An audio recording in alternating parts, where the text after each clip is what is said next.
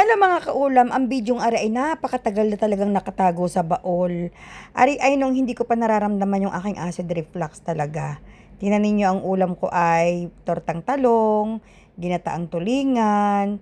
Ang dami nga sa pinggan dahil sa bahay yan ng kapatid ko. Ngayon, nalit akong dumating kaya tinira nila sa akin yung ulam na iyan. Kaya lahat nasa pinggan ko. Noong time na yun, hindi ko pa nararamdaman yung acid reflux ko. Kaya nakakakain pa ako ang tortang talong ay napaka ma-oil. So, pagka ma-oil, pag mamantika mga kaulam at ikaw ay may acid reflux, ay huwag mo susubukan na talagang hindi ka patutulugin niyan sa buong magdamag. Sa sobra talagang sakit ng sikmura, tapos pag dumighay kay pagkaasim-asim na yung lalamunan mo parang pakaramdam mo yung sobrang sakit talaga. Enjoy na enjoy pa ako diyan sa aking kain dahil ako'y naman diyan ay sobrang ang natatandaan ko, galing ako sa pamamalengke, pagod na pagod. Pero yan ay taglamig noon eh. Kaya ang pagod kahit na pag taglamig kahit na sobrang pagod, hindi mo masyadong dadamdamin. Hindi kagaya pag tag-init na ikaw ay pag sobrang pagod, lalo kang mapapagod dahil yung nawawalang pawis sa iyong katawan, nakakapanghina.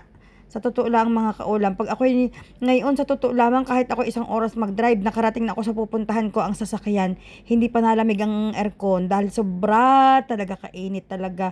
Tapos yung ramdam na ramdam ko sa likod ko, natulo ang pawis. Kaya minsan pag bumaba ako ng sasakyan, yung short, kapag naka-short ako, basang-basa sa likod, para ako nag-ihi, ganyan. Kaya ngayon, nilabas ko na yung aking mga pranela. Ako may mga pranela, mga kaulam, may nagbigay sa akin dito ng pranela. Inilalagay ko sa likod ko, lalo't pag papunta ako sa aking tutorial sa malayo, sa Aluarca. Naglalagay ako ng paranela sa likod at ramdam ko naman pag natulo ang pawis sa aking likod. Dito talaga ay mas mahaba ang tag-init kaysa sa taglamig. Kaya ang mga tao sanay.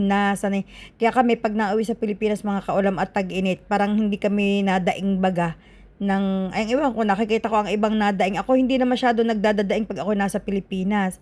Dahil wala nang sasapat pa sa init dito sa UAE. Kaysa mas mainit talaga dito mga kaulam. Ang init dito ay dry. Hindi kagaya sa Pilipinas na yung katawan mo ay naglalapot na. Yung malagkit. Dito ay hindi. Dito ay sobrang dry.